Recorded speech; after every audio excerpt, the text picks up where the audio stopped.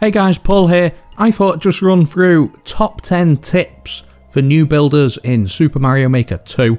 I thought I'd just give you a bit of help. So the first tip that we've got is how to get a Koopa upside down. You may have seen these in speedrun levels, or you may have seen these in Kaizo levels, and you basically put 3 breakable blocks around a bomb, and then you put a winged block there. You can also have it in this configuration where you put the winged block underneath, and what that will do is it'll push the bomb against the block, and that then gives you the Koopa Troopa upside down, ready to do your super duper Kaizo jumps. Now you may have seen in some levels you've got the chain chomp stump, and the chain chomp is gone by the time you get there, and that's done by dropping the chain chomp onto a bomb. So you surround the bomb in breakable blocks, and then as soon as you start, you get the stump. You can use them if you drop that onto a thwomp, or maybe you drop that onto spikes. We'll run through a bit later what else you can do with these, so stay tuned for more. So you may have seen these setups in a few levels and wondering what they're actually for. Now this just puts a stationary enemy on the floor that you wouldn't normally have stationary. So you can see that you've got the spike top there, you can see that you've got the buzzy beetle in the shell, and you can't actually touch the muncher. So that's why the muncher is below a semi-solid. It's also a good setup for the bomb ladders as well, because it gives you a stationary bomb for you to do your bomb ladder skills.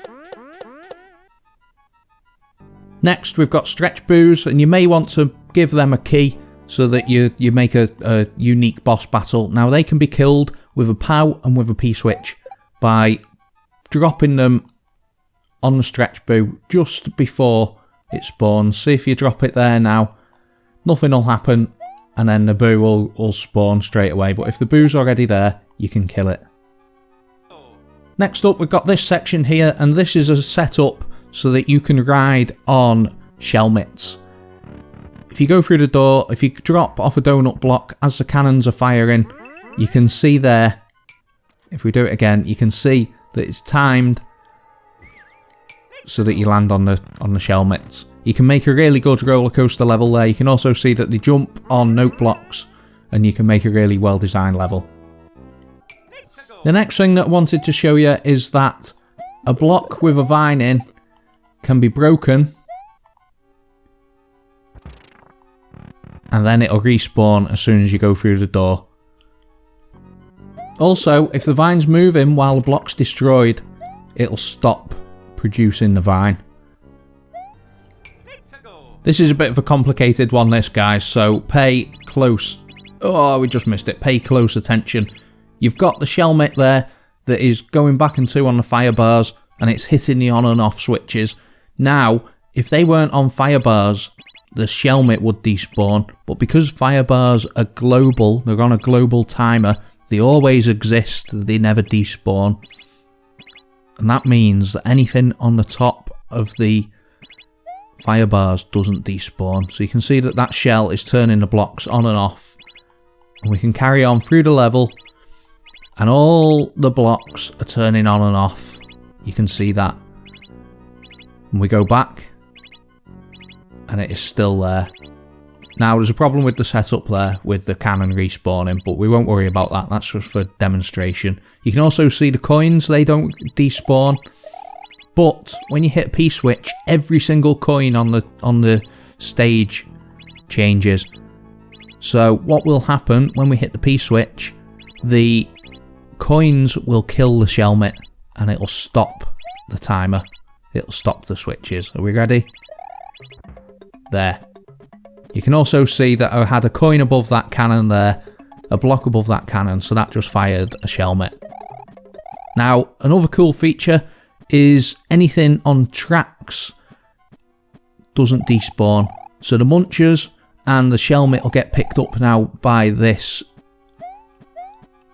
and it'll travel along on the tracks all the way back, and then as soon as it's done that, we'll jump back. There we go guys, so because the way the tracks are laid out further back, you can see that the timer has gone twice as quick now, And that's a really good way to remotely set off the timer or change the timer. You can make up a really good boss battle there. Now, that second cannon's just spawned, which was a bit of a mistake.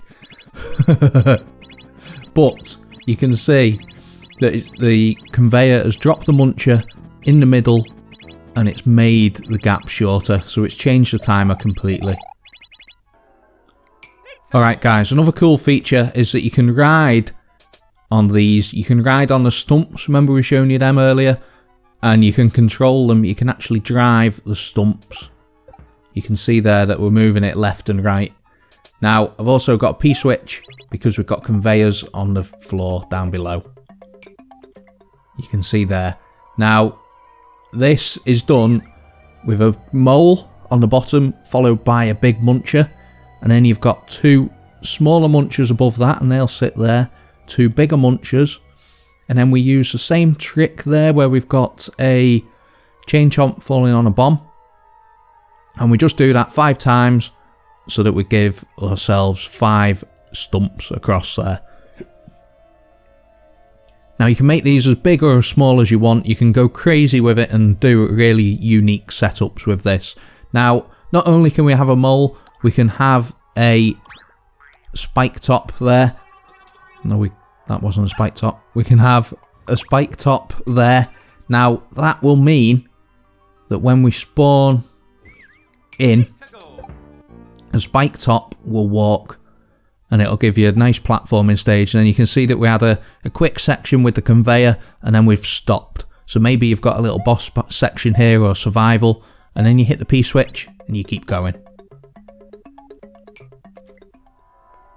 So along here now we've got the exact same setup, but we've got a POW. So we're going to get a POW. Now this could be, instead of having the POW with us, we could put the POW right there, and then once we're going along,